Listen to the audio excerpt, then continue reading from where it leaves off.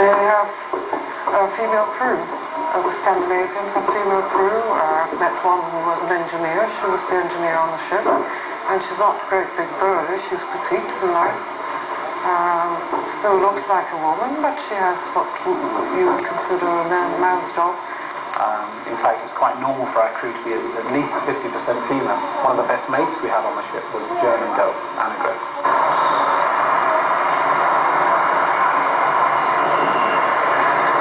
Dad, years ago, we used to have tugmaster on ships, and he's always steered tugs and he has his own tug and that. And I used to be at the sort of helm, you know, little boy used to steer the tug, and I thought, great, this is what I want to do. But it's a case of actually finding the ship and actually doing it.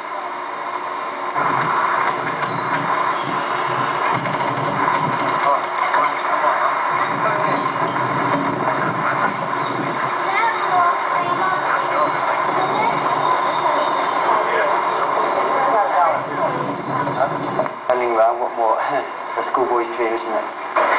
Other sea people that we have the most in common with, most of our friends are merchant seamen. A lot of our crew are often, normally merchant seamen. We do encourage all of our crew, if they're staying with us for any length of time, to work their way through merchant seamen tickets of one sort or another. That's what I do, and that's what I think the crew should do.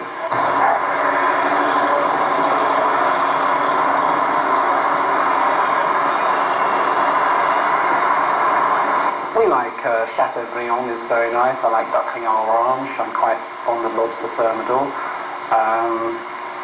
We also like roast beef and Yorkshire pudding, which we had last night for a meal. Or whatever else. I mean, we like, if we go to a country, we like to enjoy the food there. One of the nice things about Europe is we have a lot of different types of cooking, although French cuisine is probably the standard in terms of good cooking. But every country has its own specialities, which are interesting. Britain, you have a huge number of Indian restaurants. There's perhaps 40 or 50 different styles of cooking Indian food, and they're as different as, say, British, French, German and Spanish cooking are. India is a continent as well, so we have a lot of different Indian foods, lots of different Chinese foods. We have a very, very mixed diet.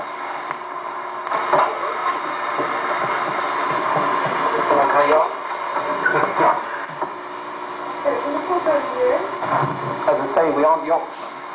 You see, I mean, our season is all year round.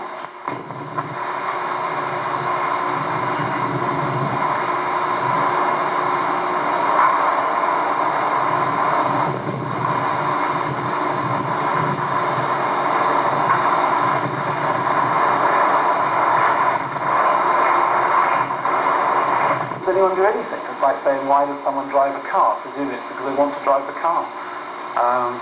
If you didn't want to drive a car, then you'd probably use a bike, wouldn't you? And in the case of going on a ship, an awful lot of people would like to go on a sailing ship.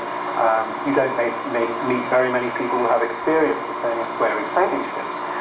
But you meet a lot of people who are professional seamen and would like to go and spend a year or two perhaps doing something like this to change. They sort of think it's a holiday, you're going off on a holiday, it's not as a job. People don't seem to realise it's an actual job that you do. It's very difficult for them to try to, for them to understand it's your life and it's your job, and they don't seem to sort of realise that. They think it's, oh, you're just sailing around having a good time. It's very difficult.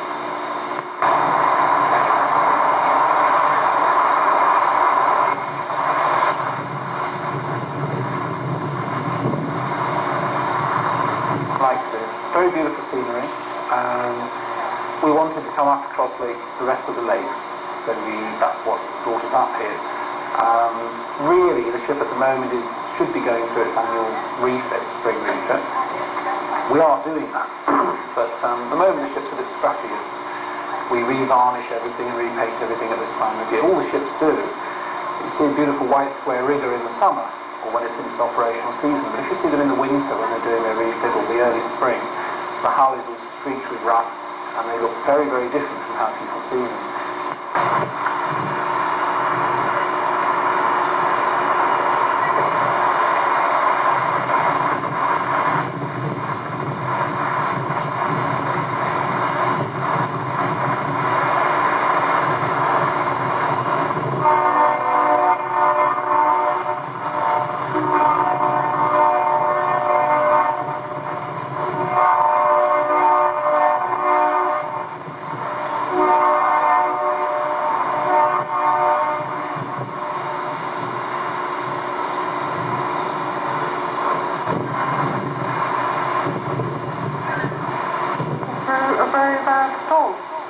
don't think anybody would enjoy that.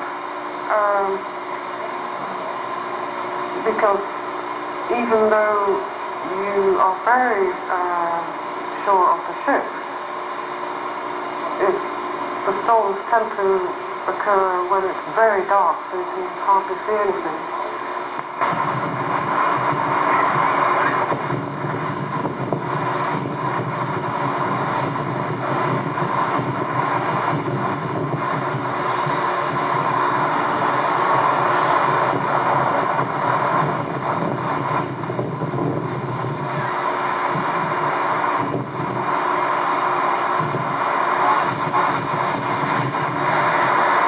Take every day as it comes. It's really nice.